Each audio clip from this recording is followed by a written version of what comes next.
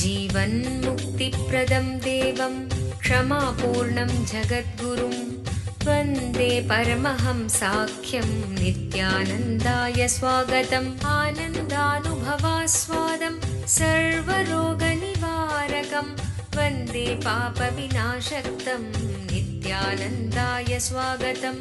नित्यमुक्तं निर्विकल्पं ध्यानलोकप्रदीपकं वन्दे शान्तमयं बन्धं नित्यानन्दाय स्वागतम्। பரமஹம்ச நித்யானந்தர் ஓர் வாழும் அவதார புருஷர். பிறப்பிலிருந்தே ஞானத்தை, ஞான சக்தியை வெளிப்படுத்திய பிறவி யோகி. 500க்கும் மேற்பட்ட புத்தகங்களை 27 மொழிகளில் அருளிய எழுத்தாளர். 8000 மணி நேரத்திற்கும் மேல் ஞான கருத்துக்களை மொழிந்துள்ள அரிய பேச்சாளர். ஆயிரக்கணக்கானவர்களுக்கு உணவு, மருத்துவம், கல்வி, ஆன்மீகம் போன்ற துறைகளில் ஒப்பற்ற சேவை செய்து வரும் சமூக சேவகர். லட்சக்கணக்கானவர்களுக்கு தலைவலி முதல் கேன்சர் வரை தனது தியான சக்தியால் தீர்த்து வைத்த தியான சிகிச்சையாளர். லட்சக்கணக்கான மக்களுக்கு உடல் நலம், மனவளம் ஆகியவற்றிற்கான கிரியைகளை வகுத்து தரும் கிரியா யோகி.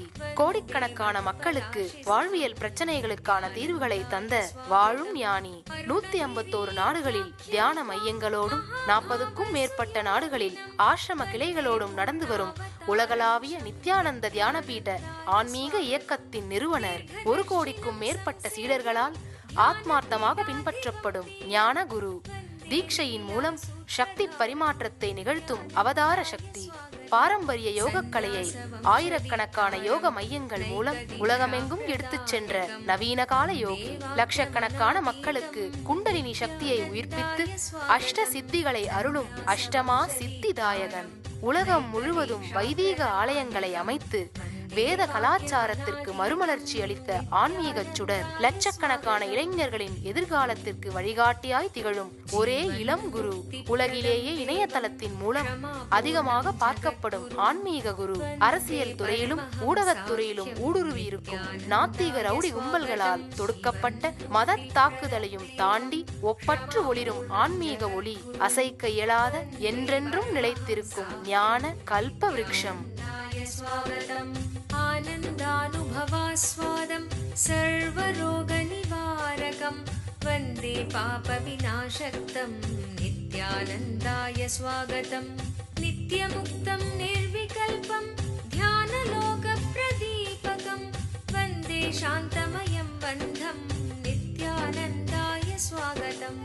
आनन्दगन्धसञ्चारं सर्वोपाधिविनिर्मुक्तं वन्दे ज्ञानालयं नाथं नित्यानन्दाय स्वागतम्।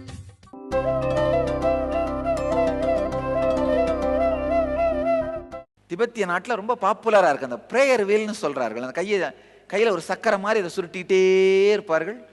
சுருட்டிக்கிட்டே என்ன பண்ணுறார்கள், அந்த மந்திரத்தை சொல்லிக்கொண்டே இருக்கிறார்கள். ஓம் மணி பத்மேகம், ஓம் மணி பத்மேகம், ஓம் மணி பத்மேகம்னு அது அவருடைய மந்திரம். காமிமா, இதுதான் இந்த ப்ரேயர் வீல்னு சொல்கிறது. இதை கையில் சுற்றிட்டே இருக்கிறார்கள். ஒன்று ஜபமாலையோ இல்லை இந்த ப்ரேயர் வீலையோ சுற்றிக்கிட்டே இருக்கிறார்கள். அதுபோல நாமும் நமக்குள் தொடர்ந்து இந்த அஜபா ஜபம் நடந்து கொண்டே இருக்க வேண்டும். ஏதாவது ஒரு மந்திரத்தை நீங்க எடுத்துக்கலாம். இஷ்ட தெய்வ மந்திரமாக இருக்கலாம், அல்லது குரு மந்திரமாக இருக்கலாம். நான் மந்திரத்தை ஜெபிப்பது எப்படின்னா, தொண்டை குழியிலே ஒரு வளையம் போட்டது போல மந்திரம் கிடைமட்டமாக ஜபிக்கப்பட வேண்டும். இப்போ நீங்க பேசும்பொழுது என்ன ஆகுதுன்னா, காத்து அடிவயத்திலிருந்து வருது. இந்த ஓக்கல் காடுன்னு சொல்ற இடத்துல காத்து வார்த்தையா மாறுது, லீனியரா வெளியில வருது, வெர்டிக்கலா வெளியில வருது. மந்திர ஜபம் அந்த மாதிரி நடக்கக்கூடாது. கழுத்துக்குள்ளேயே உள்ளுக்குள் வட்டமாக அந்த மந்திரம் சுற்ற வேண்டும். செங்குத்தாக மந்திரம் உங்களுக்குள் ஓடினால் அது ஜபம். இப்ப நீங்க பேசும்பொழுது வார்த்தைகள் வர மாதிரி இங்க இருந்து காத்து வரும், அது வார்த்தையா மாறும், அப்படியே வெளியில வந்துடும். இந்த மாதிரி மந்திரத்தை நீங்கள் ஜெபித்தால் அது பேர் ஜபம். ஆனா அது தொண்டையில ஒரு சின்ன வளையம் போட்ட மாதிரி உள்ளுக்குள்ளேயே அது மந்திரம் உருளுமானால் அது அஜபாஜபம். உள்ளுக்குள்ளேயே மந்திரம் உருள்வதைத்தான் அஜபாஜபம்னு சொல்றோம். அதனாலதான் நம்ம பக்தர்கள் எல்லாருக்கும் சாமி ஒரு ஆன்ம சாதனையாகவே இதை அளிக்கின்றேன். ஒரு ஒத்தை ருத்ராட்சத்தை தொண்டை குழியிலே அணிந்து கொண்டு உங்கள் தொண்டைக்குள்ளாகவே மந்திரம் சுற்றுவது போல தியானித்தவாறே மந்திரத்தை தொடர்ந்து ஜபித்துக் கொண்டே இருப்பீர்களானால் நுனிநாக்கு அசையாமலேயே மந்திரம் தொடர்ந்து சுழலும். மந்திரம் சுழன்று கொண்டே இருக்கும். நுனிநாக்கு அசைந்து மந்திரம் ஜபிக்கப்பட்டால் அது ஜபம். நுனிநாக்கு கூட அசையாமல் மந்திரம் உள்ளுக்குள்ளேயே உருளுமானால் அது அஜபா ஜபம். அஜபா ஜபம் என்பது இடைவிடாது தொடர்ந்து செய்யப்படும் ஆன்ம சாதனை. நம்முடைய பக்தர்களும் சந்நியாசிகளும் ஞானிகளும் சித்தர்களும் யோகிகளும் இந்த அஜபா ஜபம் என்கின்ற சாதனையின் மூலமாகத்தான் நிர்விகல்ப சமாதி நிலையை அடைந்தார்கள். தொடர்ந்து அன்கிளச் பண்றது அப்படிங்கிறது சாதாரண மனிதர்களுக்கு சாத்தியம் இல்லை. மறந்துடுவீங்க. ஒரு 4 நாள் அன்கிளச் பண்ண மறந்த உடனே அந்த அன்கிளச் பண்றதுன்ற பழக்கமே மறந்து போயிடும்.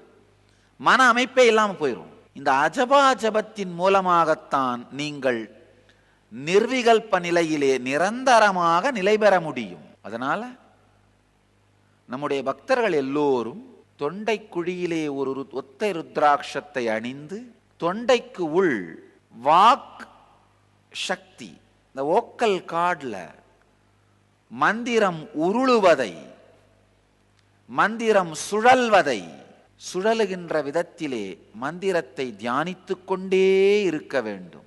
மந்திரம் சுழல்ற மாதிரி தியானம் பண்ணீங்கனாலே என்னாகும், அந்த நாக்கிலே ஏற்படுகின்ற அசைவு நின்றுவிடும். தியானம் ஜபம் அப்படிங்கிறது பல விதம். சப்தமா கேட்கிற மாதிரி ஜபிக்கிறது, இல்ல நாக்கு மட்டும் அசைகிற மாதிரி ஜபிக்கிறது, நாக்கும் அசையாமல் மனதிற்குள்ளாகவே மந்திரத்தை ஜபிப்பது. புடம் போடுற மாதிரி, மருந்துகளை புடம் போடுவது போல உடம்பை, மனதை, உணர்வை மந்திரத்தாலே புடம் போட வேண்டும். அங்கம் பழுத்தால் தங்கம் பழுக்கும், மனமது செம்மையானால் மந்திரம் சித்தியாமே. இடைவிடாது தொடர்ந்து தொண்டை குழிக்குள்ளேயே இஷ்ட மந்திரம் உருண்டு கொண்டே இருக்க வேண்டும். அதுதான் அஜபா ஜபம்னு சொல்வார்கள். இந்த அஜபா ஜபத்தின் மூலம் நிர்விகல்ப நிலையில் நிலை பெறலாம். உங்களுக்கு குருவின் மீது ஆழ்ந்த ஈடுபாடு இருக்குமானால் குரு மந்திரத்தை உபயோகியுங்கள். ஏதாவது ஒரு தெய்வத்தின் மீது ஆழ்ந்த ஈடுபாடு இருக்குமானால் இஷ்ட தெய்வ மந்திரத்தை உபயோகியுங்கள். எந்த மந்திரமானாலும் சரி. ஆனால் அது இடைவிடாமல் உங்களுக்குள் அந்த மந்திரம் உருண்டு கொண்டே இருக்க வேண்டும், ஊறிக்கொண்டே இருக்க வேண்டும். அப்பொழுதுதான் ஜபம் அஜபா ஜபமாக மாறுகின்றது. எம்பெருமான் இந்த சூத்திரத்திலே விளக்குகின்ற அருமையான சத்தியங்கள் 4. 1. அவதூறு செய்யும் பழி சுமத்தும் இயல்பிலிருந்து முற்றிலுமாக விடுபடுங்கள். 2. இறைவனுடைய கருத்தில் வாழ்வின் மிகப்பெரிய குறிக்கோளில் ஸ்ரத்தை மிகுந்தவர்களாக இருங்கள். 3.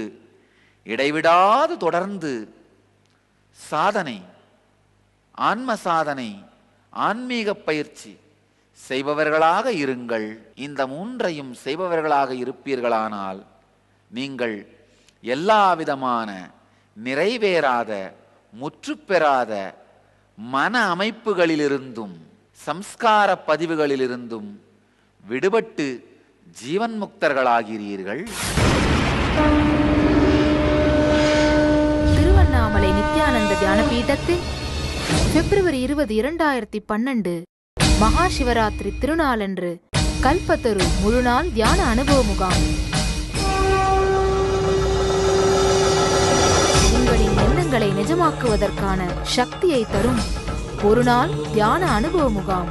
மகா சிவராத்திரி திருநாளன்று கல்பத்தருவில் வாழும் ஞானியிடமிருந்து பெறும் தீட்சை உடலிற்கு ஆரோக்கியத்தை அளித்து மனதிற்கு தெளிவை அளித்து உங்களுக்குள் இருக்கும் குண்டலினி சக்தியை உயிர்ப்பித்து உங்கள் வாழ்வில் எல்லா வளங்களையும் அருள்கிறது. கல்பத்தரு தியான முகாம் நடைபெறும் இடம் நித்யானந்த தியான பீடம், கிரிவலப்பாதை, திருவண்ணாமலை. தொலைபேசி எண்கள் 7200003311 7200003322.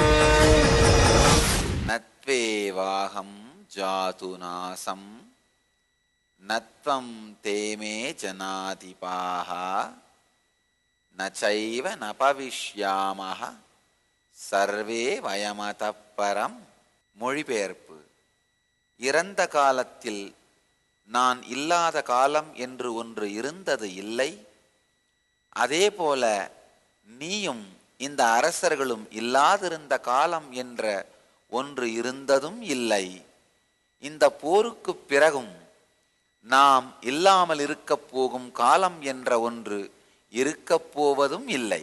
காலத்தின் சத்தியத்தை காலகாலனான பகவான் ஸ்ரீகிருஷ்ணர் விளக்குகின்றார். காலம்னா என்னன்னு ஆழ்ந்து புரிந்து கொள்வோம். நம்முடைய எண்ணங்கள் முன்னும் பின்னும், மேலும் கீழும், உள்ளும் வெளியும், நேர்மறையும் எதிர்மறையுமாக துருவங்களுக்கிடையில் ஓடிக்கொண்டே இழுக்கும் பொழுது நமக்கு ஏற்படுகிற உணர்வுக்கு பெயர்தான் காலம். ஆழமாக புரிந்து கொள்ளுங்கள். நம்முடைய எண்ணங்கள் எதிர்மறைகளுக்கு இடையே ஓடிக்கொண்டிருக்கின்ற, சஞ்சலித்து கொண்டிருக்கின்ற செயலின் பொழுது நமக்கு ஏற்படுகின்ற உணர்விற்கு காலம் என்று பெயர். அதனாலதான் இந்த சஞ்சலம் அதிகமாக இருந்தால் நேரம் நகராதது போலவும், சஞ்சலம் குறைவாக இருக்குமானால் நேரம் போவதே தெரியாதது போலவும் இருக்கின்றது. அதனால்தான் சொர்க்கம் எப்பொழுதும் சிறுதுளி ஒரு கண நேரத்தை போல தோன்றும். எத்துணை 1000 ஆண்டுகள் சொர்க்கத்தில் இருந்தாலும் ஒரு கணப்பொழுதில் கழிந்தது போல் தோன்றும். நரகம் ஒரே ஒரு நாள் நரகத்தில் இருந்தாலும் காலம் காலமாக நரகத்திலேயே இருப்பது போல் தோன்றும். ஏனென்றால் காலம் என்பது மனம் சார்ந்தது, அகம் சார்ந்தது. எண்ணங்களின் தொடர்ந்த அசைவு போக்கு காலம். வாழ்க்கையிலே ஒரு முறையாவது காலம் கடந்த உணர்வு நிலையை அனுபவிக்காத மனிதன் மிகப்பெரிய வறுமையில் இருக்கின்றான். அதாவது குருடாவே பிறந்த ஒரு குழந்தைக்கு பார்வைனா என்னன்னும், குருட்டுத்தன்மையினால் அந்த குழந்தை எதை இழக்கிறது என்றும் எவ்வாறு நம்மால் புரிய வைக்க இயலாதோ, அதே போல காலம் கடந்த உணர்வு நிலையை வாழ்க்கையில் ஒரே ஒரு முறை கூட அனுபவிக்காத மனிதனுக்கு காலத்தை பற்றிய சத்தியத்தை புரிய வைக்க முடியாது. காலம் நமக்குள் தொடர்ந்து மகிழ்ச்சி, துக்கம், சூடு, குளிர்ச்சி, உள்ளே வெளியே, அகம் புறம் என்று துருவங்களுக்கிடையே அல்லாடிக் கொண்டிருக்கும் எண்ணங்களின் போக்குதான் காலம். எண்ணங்களின் அசைவு நிற்குமானால் காலம் கடந்த உணர்வை இந்த வினாடி நீங்கள் உணரலாம். காலம் கடந்த உணர்வை ஒரே ஒரு முறையாவது அனுபவித்து விட்டீர்களானால் காலம் சார்ந்த விஷயங்கள் உங்கள் உடலையும் மனதையும் பாதிப்பதே இல்லை. ஒருத்தர்கிட்ட வந்து கேட்டார், சுவாமி, பல சித்தர்கள் காயகல்பம் பற்றியும் மரணமில்லாத பெருணியில் வாழ்வது பற்றியும் இந்த உடலை எப்போதும் வைத்திருப்பது பற்றியும் காலம் கடந்து இருப்பதை பற்றியும் சொல்கிறார்களே, அது எப்படி சாமி? ஆழ்ந்து தெரிந்து கொள்ளுங்கள். காயகல்பம் என்றால், காலம் கடந்து இருப்பதென்றால் அது இதுதான். அதன் ரகசியம் இதுதான். காலத்தை உருவாக்குகின்ற சஞ்சலம், மனதின் அசைவு நிறுத்தப்படும் பொழுது காலத்தின் தாக்கம் உங்கள் மீது, காலத்தினால் செய்யப்படும் தாக்கம் நிறுத்தப்படுகின்றது.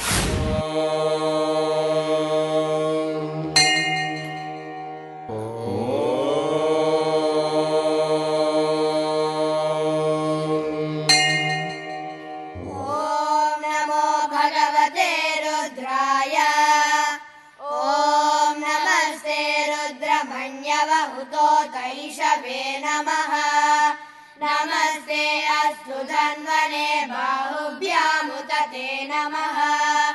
या तैषु शिवतमा शिवं बभूव ते धनुः शिवा शरव्याया तव तया नो रुद्रमृळया। या ते रुद्र शिवा तनूरघोरा पापकाशिनी तया नस्तनुभाषन्तमनुपेतमोक्षदायिनी। या गिरिशन्ताभिजादशीः यामिषं गिरिशन्तः. சமீபத்தில் இங்கு நாங்கள் ஆசிரமத்தில் செய்த ஒரு அறிவியல் ஆராய்ச்சி, தலையில QEEG பொருத்தி மூளையை தெளிவாக, மூளையின் அதிர்வுகளை படம் பிடிக்கும் கருவி QEEG பொருத்தி நம்முடைய பிரம்மச்சாரி ஒருவருடைய குண்டலினி சக்தியை விழிப்படைய செய்து மூளையில் நடக்கின்ற மாற்றங்களை படித்தோம். முதல் மாற்றம் என்னன்னா, காலத்தினால் ஏற்படும் தாக்கம், உடலின் மீது ஏற்படும் தாக்கம் முழுமையாக நிறுத்தப்பட்டு விட்டது. அப்படின்னா என்ன அர்த்தம்னா, மனம் சஞ்சலிப்பது, கொந்தளிப்பது, அலைவது, அலைபாய்வது நிறுத்தப்படுகின்ற அந்த வினாடியே காலத்தினால் உடலின் மீது ஏற்படும் தாக்கமாகிய வயது முதிர்தல், உடலின் உறுப்புகள் சோகமடைதல், உடலின் உறுப்புகள் சோர்வு அடைதல், உணர்வு சோர்வு அடைதல், உணர்வு சோகமடைதல் என்கின்ற எல்லா நிகழ்வுகளுமே நிறுத்தப்பட்டு விட்டன. இப்ப காலத்தின் தாக்கம் உங்கள் மீது என்னென்னவா இருக்குன்னா 4 விதமா இருக்கும். பிசியாலஜி மேல ஏற்படுற டயர்ட்னஸ், பிசியாலஜிக்கு ஏற்படுற உத்வேக குறைவு, அதாவது உங்களுடைய உடம்போட பாகங்கள் சோர்வை உணர்வதும் சோகத்தை உணர்வதும். சோர்வைதான் டயர்ட்னஸ்ன்னு சொல்றேன். சோகம்னா இயங்குவதற்கு விரும்பா தன்மை. சோர்வு அப்படிங்கிறது காலம் உங்களுடைய உடலின் பாகத்தின் மீது செயல்படும் போது இயற்கையா வர்றது. சோகம் அப்படிங்கிறது சோர்வினால் நீங்களே உங்களுக்கு ஏற்படுத்தி கொள்கின்ற அடுத்த உணர்ச்சி. எப்படின்னா, ஒரு பேயை பார்த்து பயப்படுவது பயம், பயம் வருமோ என்று பயந்து கொண்டிருப்பது பயத்தை கண்டு பயப்படும் பயம். அதே போல காலம் உங்கள் உடல் மீது செயல்படுவதனால் வருவது சோர்வு. சோர்வு வந்துவிடுமே என்று நீங்கள் படுகின்ற துக்கம் சோகம். காலம் உங்கள் மீது இயங்கும் பொழுது உங்களுடைய ஒவ்வொரு பாகமும், இதயம், நுரையீரல், கல்லீரல், மண்ணீரல், மூளை, வயிற்றுப்பகுதி என்கின்ற ஒவ்வொரு பாகமும் சோர்வையும் சோகத்தையும் சந்திக்கின்றது. சோர்வையும் சோகத்தையும் அனுபவிக்கின்றது. அதே போல உளவியல், உங்களுடைய எண்ணங்கள், உணர்வுகள், உணர்ச்சிகள் இவை அனைத்தும் கூட சோர்வையும் சோகத்தையும் சந்திக்கின்றன. சோர்வு என்பது மீண்டும் உங்களை தயார்படுத்திக் கொள்வதற்கு சாத்தியம் உள்ள சோகம். சோகம் என்பது உங்களை மீண்டும் எழுப்பி நிறுத்திக் கொள்ள நீங்கள் விரும்பாமல் போகின்ற சோர்வு. Tiredness out of which you can come out, tiredness out of which you can't come out. These are the 2 types of tiredness. Tiredness out of which you can't come out is depression. Depression out of which you can come out is tiredness. உங்களால் வெளியிலே வந்துவிடக்கூடிய விதத்திலே இருக்கின்ற சோகம் சோர்வு. உங்களால் வெளியிலே வர முடியாமல் நீங்கள் சிக்கிக்கொண்ட சோர்வு சோகம். உங்கள் உடலின் ஒவ்வொரு பாகங்கள், மனதின் ஒவ்வொரு பாகங்கள் மீதும் சோர்வையும் சோகத்தையும் காலம் செய்கின்றது. சின்ன உதாரணம், காலம் தனிப்பட்ட சக்தி வாய்ந்த பொருள் என்பதற்கு ஒரு வேக்யூம் டைட் கண்டெய்னர், வெற்றிடமாக இருக்கின்ற ஒரு வெளிக்குள் நீங்கள் ஒரு துணியை மடித்து வைத்து விடுவீர்களானால், வெற்றிடமான ஒரு பெட்டிக்குள் ஒரு துணியை மடித்து வைத்து விடுங்கள். ஒரு சேலையை வச்சிருங்க அல்லது ஒரு வேட்டியை வச்சிருங்க. 10 ஆண்டுகளுக்கு பிறகு அந்த வேட்டி தொடப்படவில்லை, ஒரு முறை கூட அது வெளியிலே எடுக்கப்படவே இல்லை, வெற்றிடத்தில் தான் இருந்தது. 10 ஆண்டுகளுக்கு பிறகு அந்த வேட்டியை பிரித்து பாருங்கள், அது நைந்து போய் விட்டு இருக்கும். எந்த சக்தியுமே அந்த வேட்டியின் மீது செயல்படாவிட்டாலும், வெற்றிடத்தில் இருந்தாலும் எப்படி அந்த வேட்டி நைந்து நூல் நூலாய் போனது? காலம் என்கின்ற ஒரு பொருள் அந்த வேட்டியின் மீது செயல்பட்டு இருக்கின்றது. அதனால்தான் வேட்டி என்கின்ற பருப்பொருள் தன்னுடைய குணத்தை இழந்து நைந்து போயிருக்கின்றது.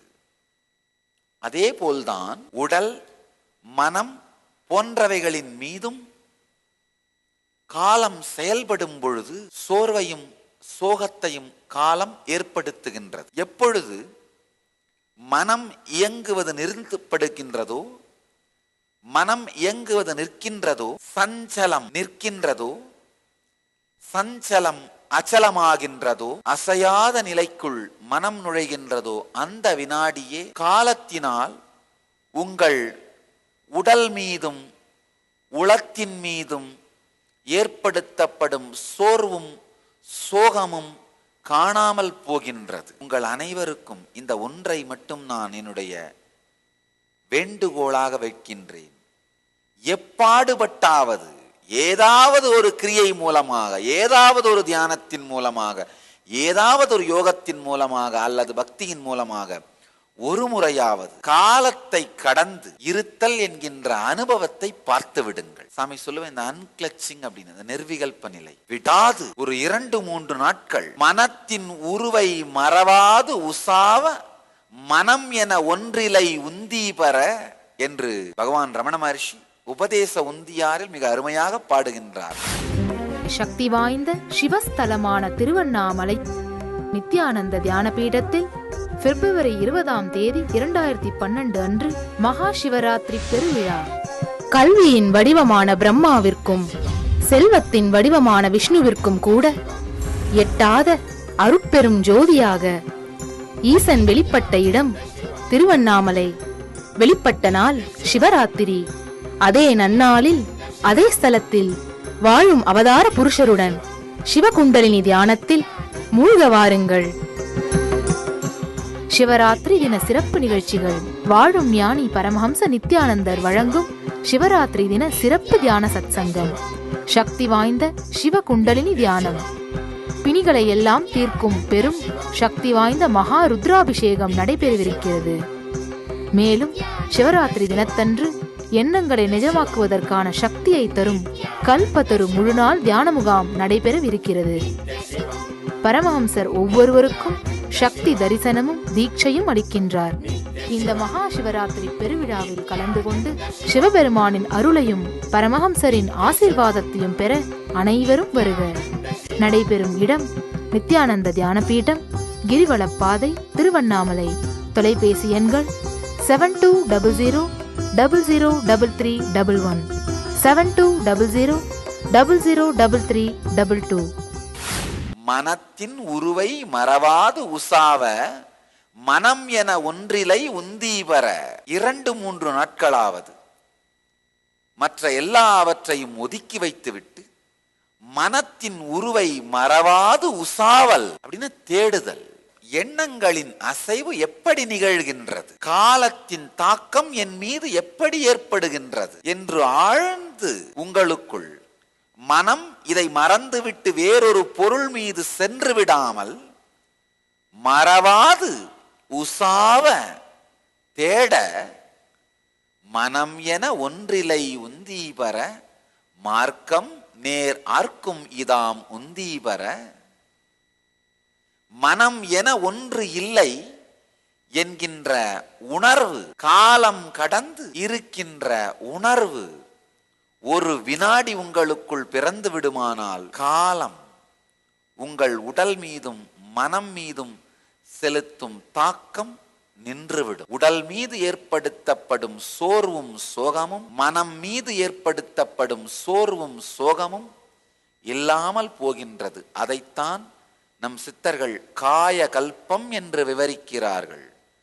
காய கல்பம்னா ஏதோ தங்கத்தையும் வெள்ளியையும் அரைச்சி புடம் போட்டு என்னென்னவோ பண்ணி மந்திரம் பண்ணி திங்கிறதுன்னு நினைக்காதீங்க. அங்கம் பழுத்தால் தங்கம் பழுக்கும். மனம் இல்லாத ஒரு உணர்வு நிலையை உணர்வீர்களானால் காலம் உங்கள் மீது ஏற்படும் தாக்கம் நிறுத்தப்படும். இப்ப இயற்கையாவே நீங்கள் காயகல்பத்தை உண்டவர்களாக காயகல்பர்களாக மாறுகிறீர்கள். பல பேர் என்கிட்ட வந்து கேட்கறது உண்டு, சாமி நிகழ்காலத்துல இருந்தா ஞானம் அடைஞ்சிடலான்னு சொல்றாங்க, நிகழ்காலத்துல எப்படி சாமி இருக்கிறது, நானும் எவ்வளவு முயற்சி பண்றேன், முடியலையே. இப்பொழுது நான் உங்கள் எல்லோருக்கும் சொல்கிறேன், தெரிந்து கொள்ளுங்கள், முடியாது. ஏனென்றால் காலத்தை பற்றிய தெளிவான அறிவு இல்லாமல் நீங்கள் முயற்சி செய்கின்றீர்கள். காலம் 3: கடந்த காலம், இருக்கும் காலம், நிகழ்காலம், இறந்த காலம். நிகழ்காலத்துல இருன்னு சொன்ன உடனே நீங்க என்ன பண்றீங்க? கடந்த காலத்துக்குள் மனம் போகாமல், எதிர்காலத்திற்குள் மனம் போகாமல், நிகழ்காலத்திலேயே வைத்திருக்க வேண்டும் என்று முயற்சி செய்து கொண்டிருக்கிறீர்கள். அது எப்படின்னா, உங்களுடைய செருப்பை பிடிச்சு தூக்குறது மூலமா நீங்களே பறக்க முயற்சி பண்றது. நடக்காது. கடந்த காலத்தையும் எதிர்காலத்தையும் ஒதுக்குவதன் மூலமாக நிகழ்காலத்திலே இருந்துவிட முடியாது. நிகழ்காலத்தில் நிற்பதுன்னா என்னன்னா, கடந்த காலத்தையும் எதிர்காலத்தையும் உள்வாங்கிக் கொண்டு இன்க்ளூட் பண்ணி மட்டும்தான் நிகழ்காலத்தில் இருக்க முடியும். ஏமே மதமிதம் நித்யம் அனுதிஷ்டந்தி மானவாக ஸ்ரத்தாவந்தக அனசூயந்தோ முச்சியந்தே தேவி கர்மபிகி. எடுத்த உடனே இறைவன் ஆரம்பிக்கின்றான். அவதூறு செய்யும், பழி சுமத்தி பேசும் இயல்பிலிருந்து முற்றிலுமாக விடுபட்டு, முதல் கண்டிஷன் அதைத்தான் வைக்கிறார். அப்ப அவதூறு செஞ்சு பழி சுமத்திவே வாழ்க்கையை கழிக்கிற ராட்சசர்களை என்ன சொல்வது? அவர்கள் கதி என்ன ஆகும்? ஐயா, வாழ்க்கையில என்ன வேலை செஞ்சு வேணா வாழலாம். ஒரு ஆசிரியரா இருந்து சம்பளம் வாங்கி வாழ்க்கையை கழிக்கிறதையும் செய்யலாம். ஒரு சாராய கடையில சாராய விற்கிறவனா இருந்து சம்பளம் வாங்கியும் வாழ்க்கையை கழிக்கலாம். வருகிற மக்களுக்கெல்லாம் மருத்துவ உதவி செய்து பணம் சம்பாரிச்சும் வாழ்க்கையை கழிக்கலாம். ஒரு 4 பேருக்கு கைய கால வெட்டி ரவுடிசம் பண்ணி அதுல வர்ற பணத்தையும் பணத்தை வச்சும் வாழ்க்கையை கழிக்கலாம். ஆனா எப்படி வாழ்வது, வாழ்க்கையை முழுமையாக்கும் அப்படிங்கிறதை ஞானிகளிடமிருந்தும் அவதார புருஷர்களிடமிருந்தும் கற்றுக்கொள்ள வேண்டும். சில தொழில்கள் தொழிலே பணத்தை மட்டுமல்ல, வாழ்க்கையிலே முழுமைத்தன்மையை, திருப்தியை அளிக்கும். மருத்துவர்கள் தொழில், அவர் மாசம் ஒரு 10,000 இல்லை 20,000 சம்பாதிக்கிறார்கள்னா, வெறும் அது 10,000 20,000 பணம் மட்டுமல்ல, சில நூற்றுக்கணக்கான மக்களுக்கு செய்த நன்மையும் புண்ணியமும் அவர்களுக்கு வரும். மருத்துவம் மாதிரி பெரும் புண்ணியம் தரக்கூடிய தொழில் வேறொன்றில்லை. என வலி என்றும் வியாதி என்றும் துக்கம் என்றும் வந்தவர்களுக்கு தீர்வு. சாமி, ஒரு 4 நாளைக்கு முன்னாடி மதுரைக்கு போயிருந்தோம். ஆழமான மீனாட்சியை பற்றிய இந்த நினைவிலே, உணர்விலே, பாவசமாதியிலே கரைந்திருந்தேன். இப்ப மீனாட்சியினுடைய தினசரி ரொட்டீன் என்னன்னு பார்த்துட்டு இருந்தேன். கண்டுபிடிச்சேன், தேவி பெரிய மருத்துவமனை நடத்தி இருக்கிறா. தேவி பெரிய மருத்துவச்சி. காலையில சூரியன் விடுவதற்கு முன்பு எழுந்து தயாராகி அரண்மனையுடைய கோர்ட்ல வந்து உட்கார்றா.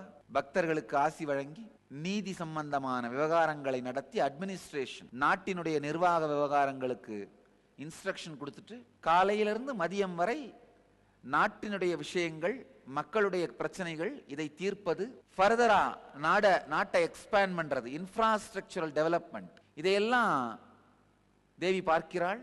மதியம் உச்சி வேளையிலிருந்து சாயம் வேளை வரை, சாயங்காலம் வரை தேவி அவளே நடத்துகின்ற பெரிய மருத்துவமனையில் தினந்தோறும் ரவுண்ட்ஸ் போய் சித்தம் ஆயுர்வேதம் ரெண்டும் கலந்த அவளுடைய தேவியினுடைய முறைப்படி அவள் உருவாக்கிய மருந்துகளை கொடுத்து ஹீல் பண்ணி, மதியம் முழுக்க ஹாஸ்பிட்டல் ரவுண்ட்ஸ். திரும்ப சூரியன் சாய்ந்த உடனே வந்து உட்கார்ந்து ஒரு 40 சித்தர்கள் தேவியோடையே இருந்து இருக்கிறார்கள். அவங்க 40 பேருக்கும் ட்ரைனிங், யோக அறிவியலை பற்றி, யோக உளவியலை பற்றி தினந்தோறும் தேவி கிளாஸ் எடுத்திருக்காங்க. தேவியோட ரொட்டீன் இதுவா தான் இருந்திருக்கு. தேவியே மருத்துவச்சி. பெண் டாக்டர்கள் எல்லாம் தெரிஞ்சுக்கோங்க, நீங்கள் மீனாட்சியின் வம்சம். மருத்துவம் பார்த்தும் சம்பாதிக்கலாம். பல பேருடைய வாழ்க்கையில் துக்கம் கொடுத்து உயிரை எடுத்தும் சம்பாதிக்கலாம். இப்போ ஒரு மருத்துவருக்கு வர்ற 20,000 வரவும், ஊர்ல இருக்கிற மக்களை எல்லாம் கைய கால வெட்டி பயமுறுத்தி ஒரு ரவுடிக்கு வர்ற 20,000 வரவும் ஒன்று கிடையாது. மருத்துவனுக்கு அவனுடைய 20,000 ரூபாய் வரவோடு நூற்றுக்கணக்கானவர்களுக்கு சேவை செய்திருக்கின்றான். ஒரு ரவுடி அவனுடைய 20,000 வரவுக்காக நூற்றுக்கணக்கானவர்களை பயமுறுத்தி தாக்கி துக்கம் அளித்திருக்கின்றான். அதே மாதிரிதான் 4 பேரை வாழ்த்தி, நல்லதை சொல்லி, நல்லதை செய்து, நல்ல வார்த்தைகளை சொல்லி, நல்ல வார்த்தைகளை எழுதி பிரசுரித்து பணம் சம்பாதிக்கிறவங்களும் இருக்கிறாங்க, அவதூறு செய்து மிரட்டி பணம் சம்பாதிக்கிறவங்களும் இருக்கிறாங்க. அவதூறு செய்யும் பழி சுமத்தி பேசும் இயல்பிலிருந்து முற்றிலுமாக விடுபட்டு எனது கருத்தில் சிரத்தை மிகுந்தவர்களாகவும், எம்பெருமான் ரொம்ப அழகா சொல்றாரு, எனது கருத்தில் சிரத்தை மிகுந்தவர்களாக. எனது கருத்துன்னு பகவான் சொல்றது என்னன்னா ஹையர் பர்பஸ் ஆஃப் லைஃப், வாழ்க்கையின் உயர்ந்த நோக்கம், அதிலே சிரத்தை மிகுந்தவர்களாகவும் இடைவிடாது தொடர்ந்து ஆன்மீக பயிற்சி செய்பவர்களாகவும் ஆன்மீக சாதனை செய்பவர்களாகவும். இந்த வார்த்தை ரொம்ப முக்கியமான வார்த்தை. இடைவிடாது தொடர்ந்து ஆன்மீக சாதனை செய்பவர்களாகவும். இந்த வார்த்தைக்கு 2 நிலையிலே விளக்கத்தை கொடுக்க விரும்புகின்றேன். முதல் நிலை, நீங்கள் ஞானமடைந்தவர்களாக இருந்தால் கூட தினந்தோறும் செய்கின்ற ஆன்மீக சாதனை தடைபடக்கூடாது. என்னுடைய சொந்த வாழ்க்கையிலிருந்து உதாரணம் கொடுக்குறேங்கய்யா. ஏறத்தாழ 1.5 ஆண்டுகளுக்கும் மேலாக விடாமல் தொடர்ந்து என்னுடைய இந்த காலை தியான சத் சங்கத்தை நான் ஒரு நாள் கூட தவறவிடவில்லை. அது ஒரு ஸ்பிரிச்சுவல் ரொட்டீன், ஆன்ம சாதனையை போல கரெக்டாக வந்து உட்காந்துருவேன். 7 மணிக்கு சத் சங்கம் ஆரம்பிக்குதுன்னா நான் 5:30 மணிக்கே எந்திரிச்சா தான் முடியும். ஏன்னா என்னுடைய ரொட்டீன் வந்து அட்லீஸ்ட் ஒரு 1 மணி நேரத்திற்கு மேல் நான் தயாராகிறதுக்கு எனக்கு வேணும். நான் ஒரு வாஷிங் மேனியான்னா நிறைய தண்ணி ஊற்றி குளிக்கிற அந்த மாதிரி டைப். மனு தன்னுடைய மனுஸ்மிருதியிலே எப்படி குளிக்க வேண்டும், எப்படி பல்விளக்க வேண்டும்லாம் எழுதியிருக்காரு. 7 முறை தேய்த்து பல்விளக்க வேண்டும், குளித்த பிறகு மீண்டும் ஒரு முறை வாய் கழுவ வேண்டும், பாத்ரூம் போன அப்புறம் 7 முறை தேய்த்து கழுவ வேண்டும் அப்படிலாம் மனு சொல்லியிருக்காரு. அதை அப்படியே கடைபிடிக்கிற மாதிரி மன அமைப்புடையவன் என்னுடைய வாழ்க்கையில் இந்த மனு சொல்ற சௌச்சம்னு மனு சொல்றார். தன்னை தூய்மைப்படுத்தி கொள்ளுகின்ற விதிகள். தனிப்பட்ட வாழ்க்கையில் பார்த்தீங்கன்னா மனுஸ்மிருதியில் இருக்கிற அப்படியே அத்தனை தூய்மை செய்து கொள்ளுகின்ற விதிகளையும் கடைபிடிக்கிற டைப் நான். அதனால எனக்கு 1.5 மணி நேரம் வேணும் காலையில்.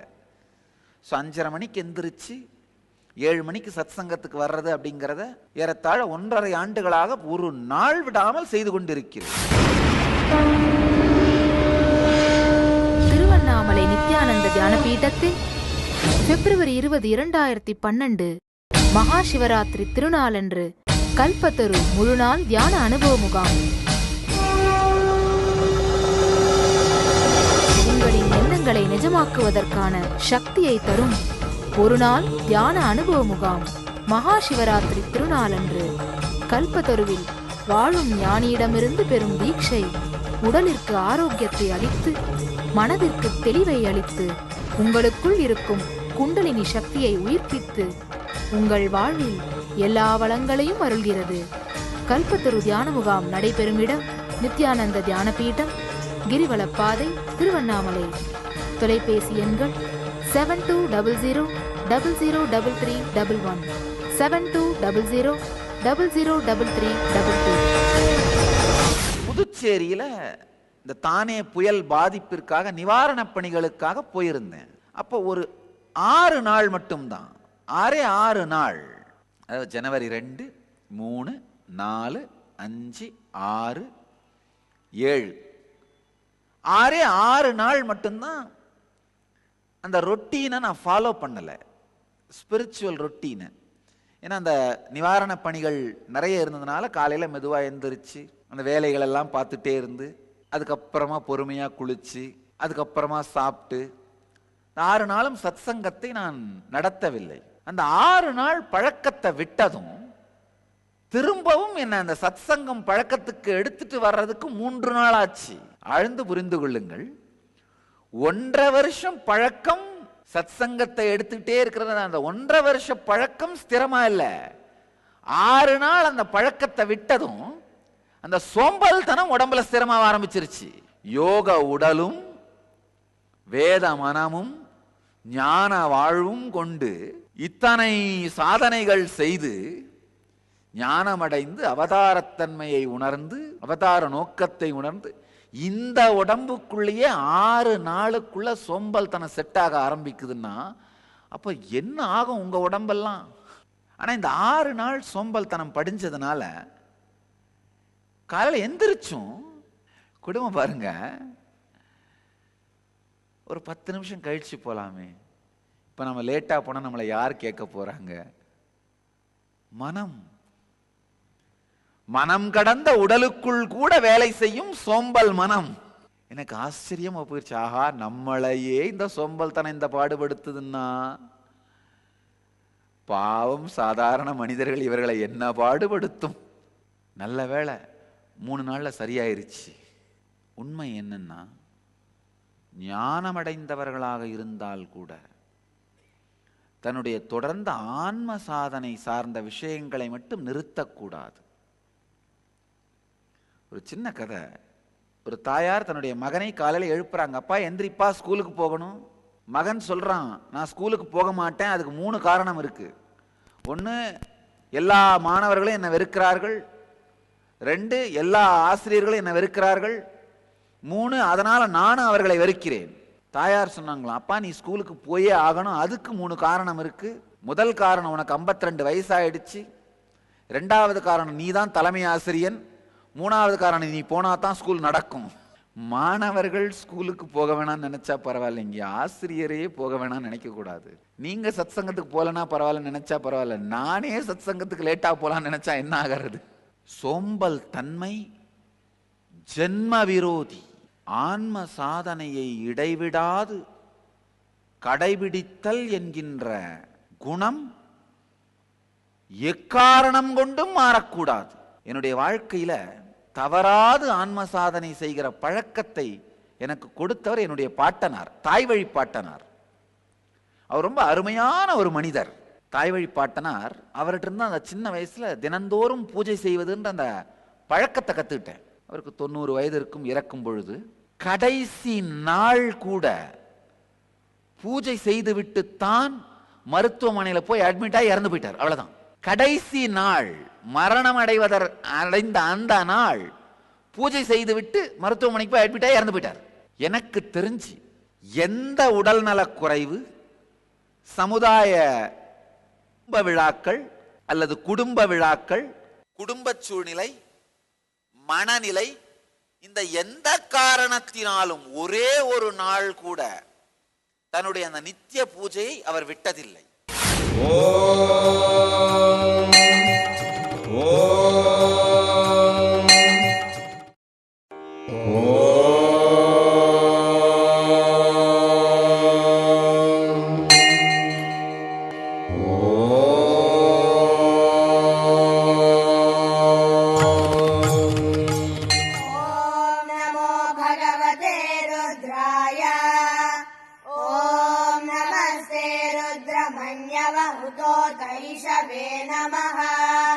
नमस्ते अस्तु धन्वने बाहुभ्यामुतते नमः। या तैषु शिवतमा शिवं बभूव ते धनुः। शिवा शरव्याया तव तया नो रुद्रमृडया। या ते रुद्र शिवा तनूरघोरा पापकाशिनी तया नस्तनुभाषन्त। சின்ன வயசுல நானும் பலதரம் பார்த்திருக்கேன். சில நேரத்தில் இந்த விடிய காலையில 4 மணிக்கெல்லாம் எழுந்து இந்த திருமணங்கள் இவைகளுக்கெல்லாம் போக வேண்டியிருக்கும், உறவினர்கள் சார்ந்த விழாக்களுக்கு. அப்பவும் என்ன பண்ணுவாரு, 3 மணிக்கே எந்திரிச்சு குளிச்சுட்டு அந்த நித்திய பூஜையை செய்து விட்டுத்தான் போவார். சில நேரத்துல பஸ்ஸுக்கோ ட்ரெயினுக்கோ லேட் ஆயிட்டு இருக்கும். நான் தான் அவருடைய அசிஸ்டன்ட். அதனால கொஞ்சம் வேக வேகமா முடிக்க வைக்கிறதுக்காக நான் ஏதாவது பண்ணனா கூட ஒத்துக்க மாட்டார். நோ, ஏய் சும்மாரு அப்படிம்பாரு. கரெக்டா அந்த பிராணாயாமத்தை ஃபுல்லா தவறாம பண்ணி அந்த ஒவ்வொரு தெய்வ விக்கிரகத்துக்கு முன்னாடியும் தோப்புக்கரணம் போடுவார். இந்த தலையில குட்டிட்டு தோப்புக்கரணம் போடுவார். முதல்ல இந்த பிள்ளையாருக்கு தலையில குட்டி ஒரு 11 தோப்புக்கரணம் போடுவார். நான் அப்புறம் அந்த பிள்ளையாரை நவத்தி வச்சிடணும். அந்த பிள்ளையார் பூஜை முடிச்சிட்டாருன்னு அர்த்தம். அதுக்கப்புறம் அந்த சிவலிங்கத்துக்கு முன்னாடி அது தலையில கூட்டிட்டு விழுந்து வணங்குவார். அப்புறம் நான் அந்த சிவலிங்கத்தை நவத்தி வைக்கணும். அதுக்கப்புறம் சின்ன மீனாட்சி விக்கிரகம் வச்சிருப்பார். அந்த விக்கிரகத்துக்கு முன்னாடி என்னென்னவோ பூஜை பண்ணுவார். அந்த முத்திரை எல்லாம் காமிச்சு வணங்குவார். அதுக்கப்புறம் அதை நான் நகர்த்தி வைக்கணும். நான் என்ன பண்ணுவேன், சில நேரத்தில் அந்த பூஜை வேகமா முடிக்கிற மாதிரி தேவை இருந்ததுன்னா பஸ்ஸுக்கோ ட்ரெயினுக்கோ லேட் ஆச்சுன்னா 2-3 விக்கிரத்தை மொத்தமா சேர்த்து ஒன்னா தள்ளி வச்சிருவேன். அவர் விட மாட்டாரா. ஏய், என்ன ஆனாலும் தன்னுடைய நித்திய பூஜையை தவறவிட்டதே இல்லை. தவறாது சாதனை செய்வது அப்படிங்கிற அந்த பழக்கம் அவர் எனக்கு கொடுத்த நன்கொடை.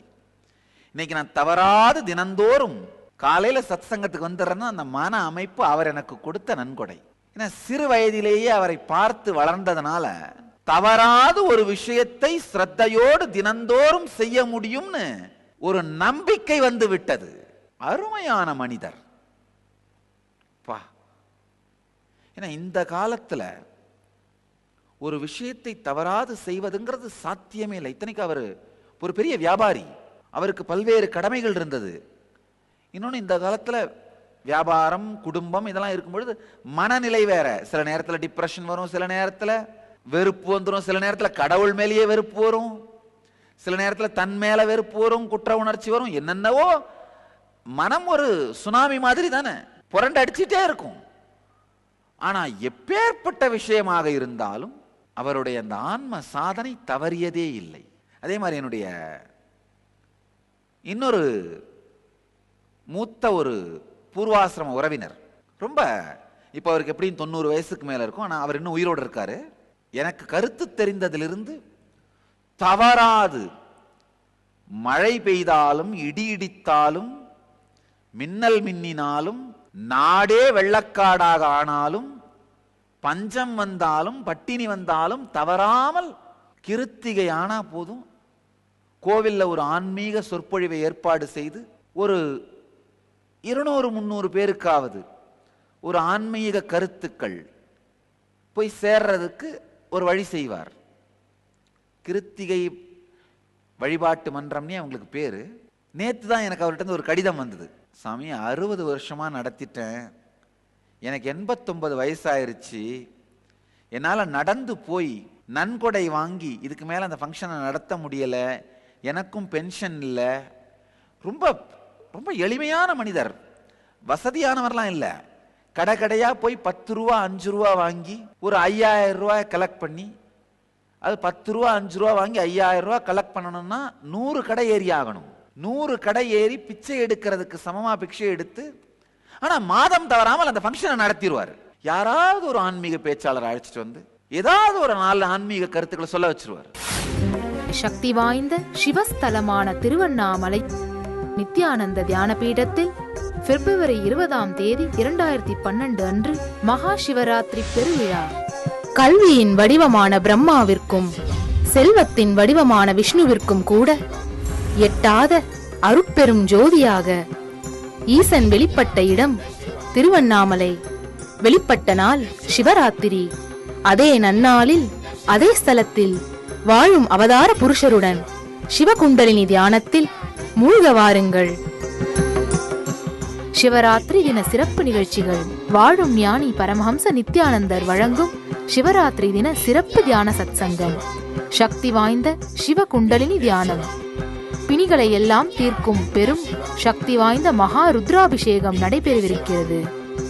மேலும் சிவராத்திரி தினத்தன்று எண்ணங்களை நிஜமாக்குவதற்கான சக்தியை தரும் கல்பத்தரு முழுநாள் தியான முகாம் நடைபெறவிருக்கிறது. பரமஹம்சர் ஒவ்வொருவருக்கும் சக்தி தரிசனமும் தீட்சையும் அளிக்கின்றார். இந்த மகா சிவராத்திரி பெருவிழாவில் கலந்து கொண்டு சிவபெருமானின் அருளையும் பரமஹம்சரின் ஆசீர்வாதத்தையும் பெற அனைவரும் வருக. நடைபெறும் இடம் நித்யானந்த தியான பீடம், கிரிவலப்பாதை, திருவண்ணாமலை. தொலைபேசி எண்கள் 7200003311 7200003322. நேற்று எனக்கு ஒரு லெட்டர் எழுதியிருந்தார். இதுக்கு மேலே என்னால் முடியுமான்னு தெரியல சாமி, எனக்கு உடல் வலியும். அப்பவும் என்கிட்ட அவர் பணம் கொடுங்கன்னு சொல்லலை, இவ்வளவு செலவாகுது, என்னால் என்ன பண்ணுறதுன்னு தெரியல, கொஞ்சம் உடல் வலிமை இருக்கிறதுக்கு ஆசீர்வாதம் பண்ணிங்க, இந்த சேவையை நான் தொடர்ந்து செஞ்சுட்டு செத்து போயிடணும், நான் சாகர வரைக்கும் இந்த சேவையை நிறுத்தக்கூடாது, சாகர வரைக்கும் இதை நிறுத்தாம இருக்கிறதுக்கு ஆசீர்வாதம் பண்ணுங்க சாமி அப்படின்னாரு. எனக்கு அந்த லெட்டரை பார்த்தோன்னே கண்கள் கலங்கியது. ஆஹா, என்ன ஸ்ரத்தை மனிதருக்கு! உண்மையிலேயே அவர் வசதி உடையவர் கிடையாது. அதை பார்த்த உடனே சொன்னேன் நான், அப்பா அவர் கூப்பிட்டு சொல்லு, மாசம் அந்த ஃபங்க்ஷன் நடத்துறதுக்கான மொத்த பணமும் திருவண்ணாமலை தியான பீடத்திலிருந்து வந்துடும். அது ஒன்றும் பெரும் பணம் இல்லை, 5000 ரூபாய். நம்முடைய பிரம்மச்சாரிகள் யாராவது ஒருத்தர் ஒரு ஊருக்கு போயிட்டு வர்றதுக்கு உபயோகம் பண்ற ரூபா, அவ்வளவுதான். அது அவ்வளவு பொறுப்பா தினந்தோறும் ஒரு 10 கடை ஏறி இறங்கி, ஒரு 20 கடை ஏறி இறங்கி 10 ரூபாய் 20 ரூபாயா கலெக்ட் பண்ணி ஒரு மாசம் முழுக்க கலெக்ட் பண்ணி கிருத்திகை வரும்போது நடத்திடுவார். அவருக்கு பதில் போட சொன்னேன், கவலைப்படாதீர்கள், இந்த மாதத்திலிருந்து மாதம் அந்த பணம் தியான பீடத்திலிருந்து வந்துவிடும், திருவண்ணாமலை தியான பீடம் கொடுத்துவிடும். உங்களுக்கு ஓடி ஆடி இந்த வேலைகளை ஆர்கனைஸ் பண்ணி செய்யறதுக்கு ஒரு பிரம்மச்சாரியும் அலாட் பண்ணிடுறேன். உங்களுக்கு பிறகு இந்த சேவையை தொடர்ந்து நித்யானந்த தியான பீடம் ஏற்று நடத்தும்னு சொல்லிட்டேன். ஸ்ரத்தை 60 வருடமாக ஒரு செயலை தொடர்ந்து செய்வதுங்கிறது சாதாரண விஷயம் இல்லைங்கயா. ஏன்னா அவர் சாதாரண மனுஷர் தான். அவருக்கு என்னைக்கா ஒரு நாள் டிப்ரெஷன் வந்திருக்கும். என்ன நினைப்பாரு, முருகா கிருத்திக்கு நான் உனக்கு எவ்வளவு பண்ணனே, என்னை இன்னும் நீ ஏழ்மையில தானே வச்சிருக்க, உனக்கு பண்ணி என்ன பண்ண போற, போதும் போயா விடைய